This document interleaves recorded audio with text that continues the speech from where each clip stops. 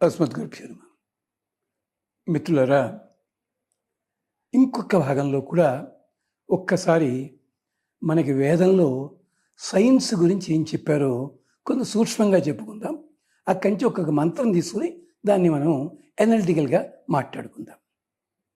ఇప్పుడు ఇళ్ళు కట్టడానికి మనం రకరకాల పద్ధతులు వాడుతున్నాం. కొన్ని ప్రాంతాల్లో అక్కడ ఏమంటారు, దాని భూకంపాలు ఎక్కువగా ఉంటాయి. అక్కడ చెక్కలతోటి కడతారు.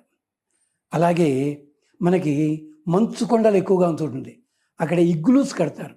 ఎలా కట్టడం అంటే దీన్ని వుడ్ టెక్నాలజీ అని చెప్పి శతపథ బ్రాహ్మణంలో చెప్తాడు.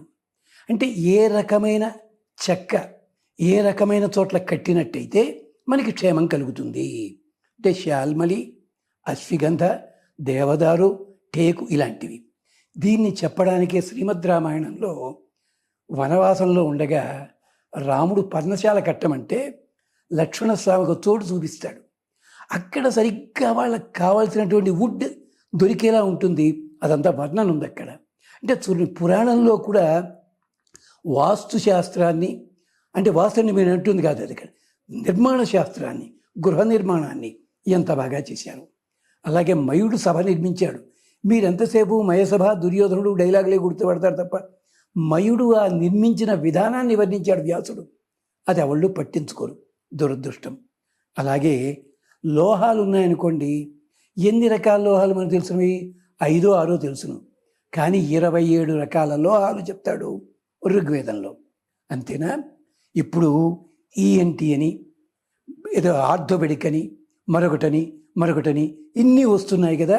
దాంట్లో ఒకటి ప్లాస్టిక్ సర్జరీ అని ఉంది కదా. అలాంటి దానికి సంబంధించి ఋగ్వేదంలో 2-3 కథలు ఉన్నాయి. ఏమిటో తెలుసునా? ఖేల నృపతి అని ఒక ఋషి. పాపం ఆయన రాజుగారికి సహాయం చేద్దామని చెప్పి ఓ యాగం చేస్తుంటే రాక్షసులు వచ్చి ఆయన కాళ్ళు నరికేశారు. నరికేస్తే ఆ కాలు ఎటు కాకుండా పోయింది, దొరకలే. అప్పుడు ఇంద్రుడు వచ్చి అతనికి మళ్ళీ కొత్త కాలు అతికించి పాతకాలలో అలాగే పెట్టాడు అక్కడ. ఇది ఋగ్వేదంలో ఒక మంత్రంలో చెప్తారు. ఇలాగే మనం సినిమాలో ఐరన్ లెగ్ అని వాడాం ఓ క్యారెక్టర్కి. పాపం అలాంటిది ఒకటి ఉంది. ఒక ఋషి భార్య నీళ్ల కోసం వెళ్ళింది, పొర్రపాటున నూతిలో పడిపోయింది, కాలు విరిగింది. అప్పుడు మళ్ళీ ఇంద్రుడే వచ్చాడు, ఆ కాలుని బంగారు కాలుగా తయారు చేశాడు. బయట వాళ్ళకేమో బంగారు కాలుగా కనిపిస్తుంది, ఆవిడికి మాత్రం మామూలు కాలు ఉన్నట్టుగానే ఉంటుంది. ఇది కూడా ఋగ్వేదంలో ఒక మంత్రము.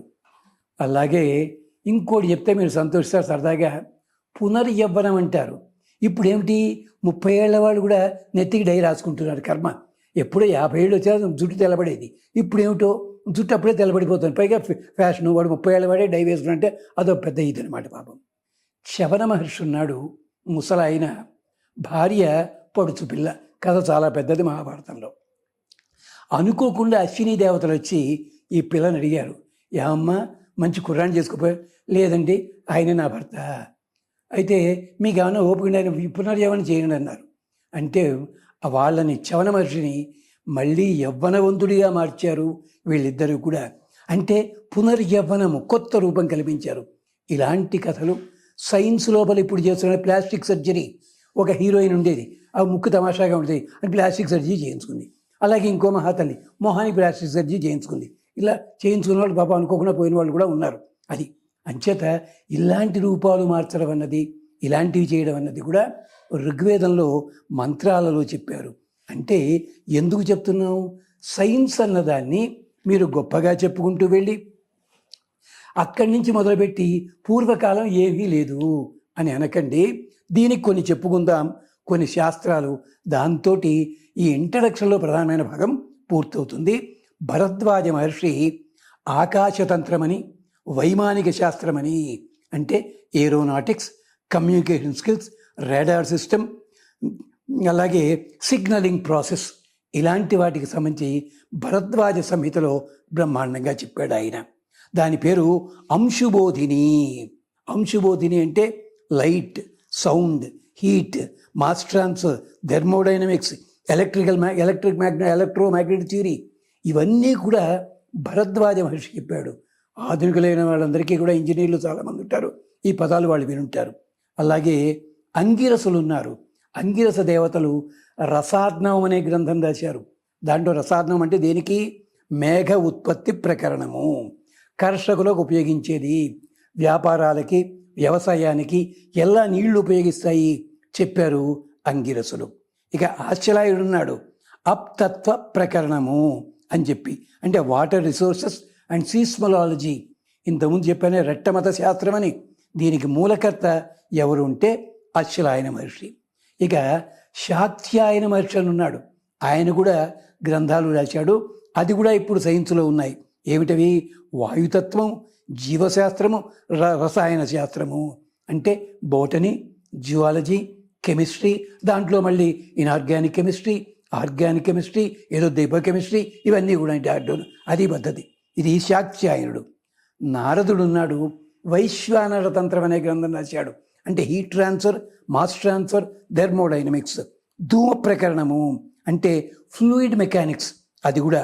బ్రహ్మాండ సారము అంటే అటామిక్ ఎనర్జీ, దాని మీద కూడా రాశాడు. అలాగే బోధాయనుడు, అలాగే వివరణాచార్యుడు, భోజుడు, ఇలాంటి వాళ్ళందరూ కూడా అద్భుతమైన గ్రంథాలు మనకు అందించారు, దొరుకుతున్నాయి అవి. అలాగే ఆశ్చలాయనుడు, పరాశరుడు, జైమిని, అత్రి 1930 నుంచి 1940 లోపల జర్మనీలో 24 కాలేజీలు ఏర్పాటు చేసి సంస్కృత అధ్యయనం చేయించారు, కాంపిటీషన్స్ పెట్టేవారు. అలాగే సైన్స్ అండ్ టెక్నాలజీ మీద పోటీలు పెట్టి చేయించారు 1930 నుంచి 1940 దాకాను. దీనికి చారిత్రక ఆధారాలు ఉన్నాయి, ఎక్కడి నుంచో గాలిలో చెప్తుంది కాదు అని గమనించండి. వేదంలో ఉండే విశేషాలు మనం తర్వాత మాట్లాడుకుంటాం. స్వస్తి.